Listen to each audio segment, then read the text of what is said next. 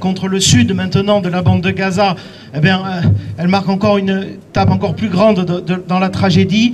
Les victimes, les morts, les blessés, les mutilés, ils se comptent en dizaines de milliers. Ce sont près de 2 millions de personnes qui ont été déplacées sous la violence des bombardements et des offensives terrestres. Et l'évidence, c'est que l'État israélien a décidé d'aller jusqu'au bout, l'éradication et l'exil de la totalité de la population de Gaza. C'est pour ça que nous sommes là aujourd'hui, que c'est insupportable et inacceptable. Lundi de cette semaine, lundi 11, une grève générale a été appelée en Cisjordanie par la plupart des organisations syndicales et politiques, nationales, religieuses, islamistes, tout courant. Et on a vu les commerces, les administrations, les transports, les universités qui ont été à l'arrêt. Et des rassemblements en Cisjordanie ont réuni quelques centaines de personnes pour dénoncer le génocide, alors même que en Cisjordanie, il y a eu déjà des centaines de meurtres perpétrés par des colons et par l'armée israélienne. Cette grève, lundi, elle a été soutenue par d'autres grèves, des manifestations au Liban, au Maroc, en Irak, en Tunisie, en Turquie. Dans le reste du monde, ça a été évoqué par le camarade de FO juste avant moi, il y a aussi des mobilisations, des grèves, et en solidarité avec la population palestinienne. Il y a 2 et 4 jours, aux USA, à Los Angeles et à Washington, ce sont des militants juifs contre la guerre à Gaza qui ont bloqué une autoroute, qui se sont enchaînés aux grilles de la Maison Blanche en proclamant « pas en notre nom », exigeant la fin du soutien des USA aux opérations militaires israéliennes. Et même en Israël, une petite minorité de jeunes refusent de faire leur service militaire obligatoire. Ils sont condamnés à des peines de prison et se font agresser par des milices religieuses. Une jeune femme déclarait pour expliquer son refus, je la cite, « Je ne veux pas servir dans une armée qui met en œuvre l'occupation et un régime raciste.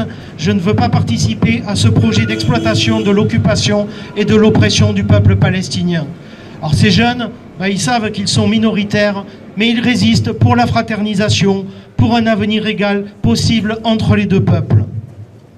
Alors bien sûr, ces grèves, ces manifestations, ces résistances, elles ne sont pas encore assez nombreuses pour empêcher l'État d'Israël de mener à bout son offensive, ni pour empêcher ici, dans les vieilles citadelles impérialistes, les Biden, les Macron et compagnie, de le soutenir.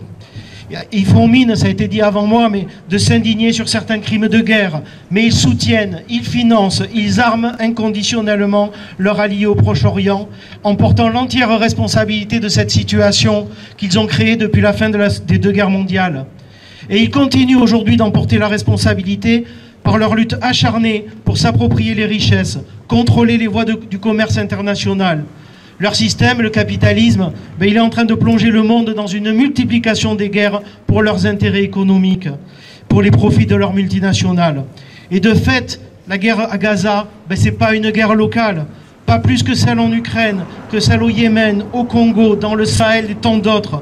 En fait, ce sont autant de répercussions de la lutte acharnée des grandes puissances pour maintenir leur hégémonie sur le dos des peuples et des travailleurs.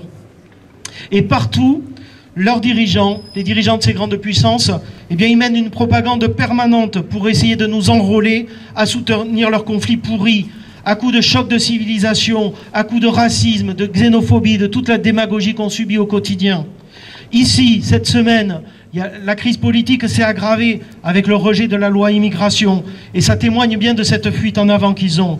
Darmanin et Macron, ils ont joué la surenchère raciste et xénophobe. Et finalement, ils se sont fait doubler sans surprise par LR et par le RN. Mais sur le fond, ils sont tous d'accord pour jouer la politique du pire, qui leur sert à tenter de nous diviser, qui leur sert à tenter de nous désarmer, pour nous imposer les reculs sociaux ici, et pour avoir les mains libres pour mener leur sale guerre à l'extérieur. Alors c'est tout ça que nous combattons aussi ici en venant ici. Alors oui, même si pour l'instant, nous sommes minoritaires à nous mobiliser, c'est bien du côté des travailleuses, des travailleurs, des peuples, de la jeunesse, de Gaza à Tel Aviv, d'Istanbul à Washington et ici, que réside la seule issue du conflit, une fraternisation entre les peuples qui ne pourra se faire que par un soulèvement contre les classes possédantes, leurs États et les forces politiques à leur service. Merci.